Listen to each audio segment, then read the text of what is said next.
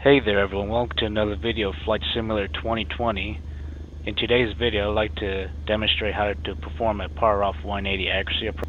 This maneuver is quite advanced, so that's why further on in your commercial training you'll be introduced to that once you're close to completing your practical portion before you get signed off to the check ride. It's challenging actually, especially for myself. I actually dreaded this maneuver the first time I was introduced to it. The purpose of the power off 180 is just basically to make sure that you as the pilot's command to understand and assess the risk in the event that you lose an engine. This is actually quite obviously you'll be conducting this in the FAA commercial check ride. It's a mandatory. So it just basically goes like this. I'll read it straight from the ACS for the commercial check ride. It says the applicant demonstrates understanding of a stabilized approach to include energy management concepts, effects of atmospheric conditions including wind on approach and landing, wind correction techniques on approach and landing, purpose of power off accuracy approach. Those are the four fundamental importance that they want to make sure that you understand and are capable of handling such a situation. So right now all I'll do is we're just going to depart from Northeast Florida Regional Airport, that's St. Augustine Airport. That's where I did my commercial training and the check ride. I don't even know why the rudder is quite whack. I tried to make it center line, but it seems like the auto rudder just makes it worse, so I'll probably have to disable that. So we're airborne right now. We're just going to get a good view of St. Augustine, the airport. It's somehow exact to what reality is. I mean, Microsoft did a good job, I'll give them that. So we're just going to climb on the upwind, make a left turn, make a 90 degrees left turn, so we can stay on the crosswind. We're going to continue our climb to 1,000 feet, that's apparent altitude.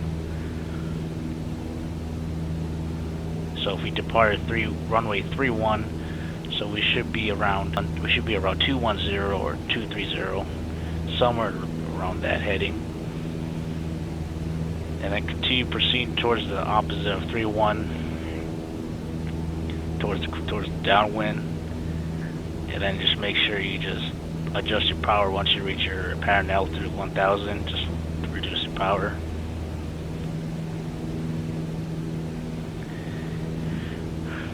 Now here's the key. Now you're already on the downwind as it is here, and the examiner will either give you a choice of, actually I think it could go either way. The examiner might actually allow you to select the spot to land, or he'll select it for you. But during my check ride, the examiner was kind enough to allow me to pick a point. So what I did is I selected the aiming point as the white rectangular square, white rectangular blocks.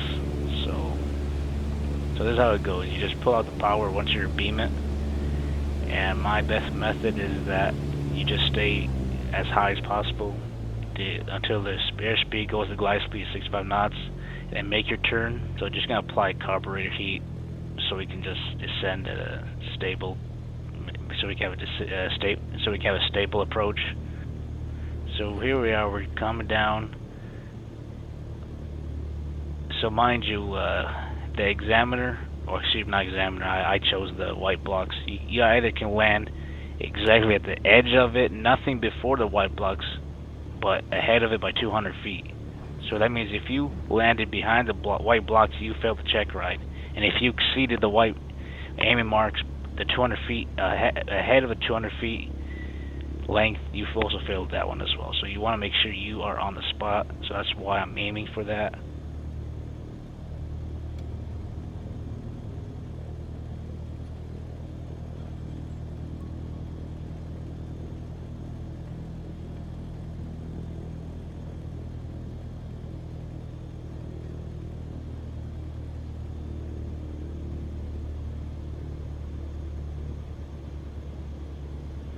So here it is. I already landed right here. Actually, no, that's considered as a fail, because since that's already exceeded by 200 feet. So this is an example of what would happen if you actually landed there. since it wasn't within the 200 feet, that's considered a fail. But I was just showing you that as an example. We're gonna do another round. Just gonna go up, go on the upwind, give it a good climb. And also take note that if you are actually in a tower to control the airspace, it'll be better if you requested from the tower to make a short approach, so that gives an idea that you're gonna turn from a downwind immediately to final. You're gonna completely skip the base leg. Really, they said, well, at St. Augustine, the tower guys usually would decline the request because there's just so much traffic. I mean, you'd be surprised how many Cessnas and Pipers are all over that place. Keep on coming in and out of the Pattern Altitude Airport. So like it then, same steps. We're on the crosswind. So we're gonna continue to turn to the downwind of heading on 130. So right now we're just gonna cruise out from here 1,000 feet, so we can remain within the pattern altitude.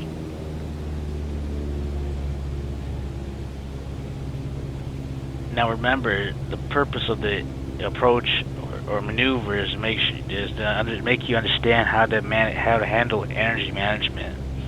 So that means if you lose thrust or power, you're not gonna have any airspeed. So your only way of getting any airspeed is you're pitching downwards.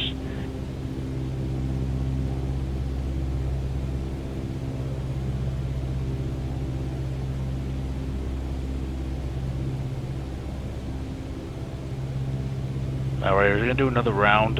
So right now, the examiner told me where you want to land, what spot you want to land on. I tell them I want to land on the aiming marks.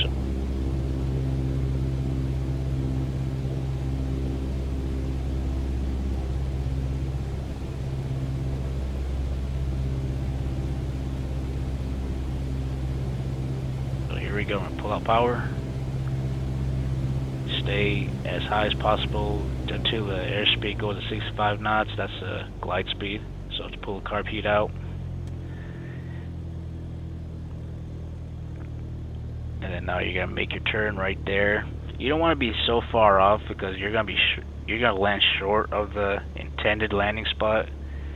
So it's best if you, based on wind, of course, the wind direction, wind speed, you want to judge it properly. So I'll make my turn right now.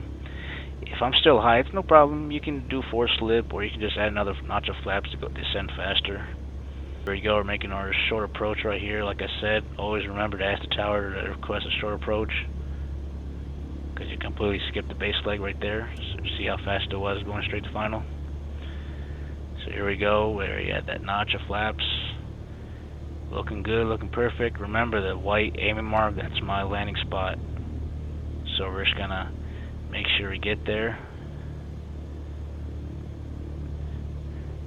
Now there's a possibility I might add another third, the last notch of flaps, just to give me a slight boost in lift. So you're gonna see me right there.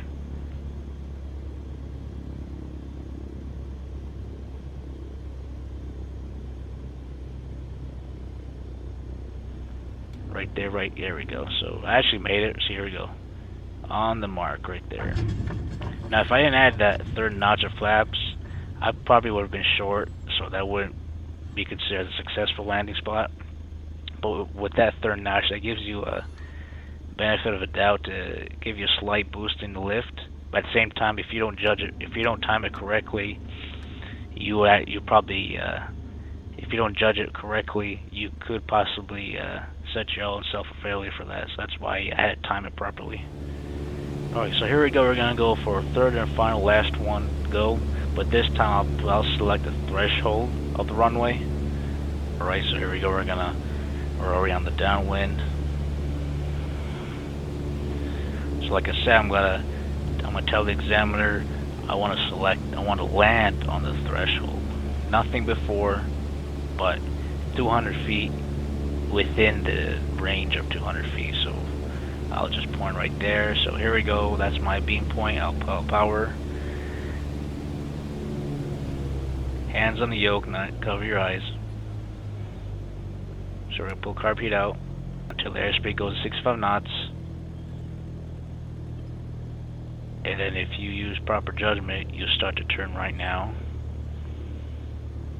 Now remember, it's not wrong, it's not incorrect, it's not nothing wrong being too high. You just want to make sure you have enough altitude to make sure to judge it properly if you're going to make it or not. Add a notch of flap right there. So here we go, we're going to come in for the short approach. Alright, another second notch. Now this one looks right there, that looks perfect. I'm pretty sure I'm going to make it. If any benefit of the doubt, I should add that third notch at the last minute to give me a little boost. Right there, you're seeing that once I'm pitching up like around the horizon, my airspeed's gonna die off. You're okay. Yeah, this is definitely gonna need a third notch. So there we go. And remember, your objective is to land on the threshold. My objective is the threshold. So there ain't nothing wrong with yanking a little back, and there's nothing wrong with hitting a stone horn.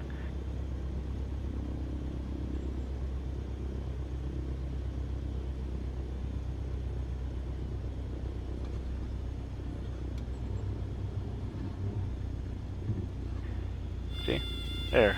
We just made it. Much about it. I think the importance of the examiner is to make sure if you tell them you're going to land somewhere, you land there. No other spot. And within 200 feet beyond or on the specified point with no side drift and with airplanes longitudinal axis aligned with and over the runway centerline or landing path as applicable, which I've done that 3 times already. I didn't go left or right, I was on the center line majority of the time.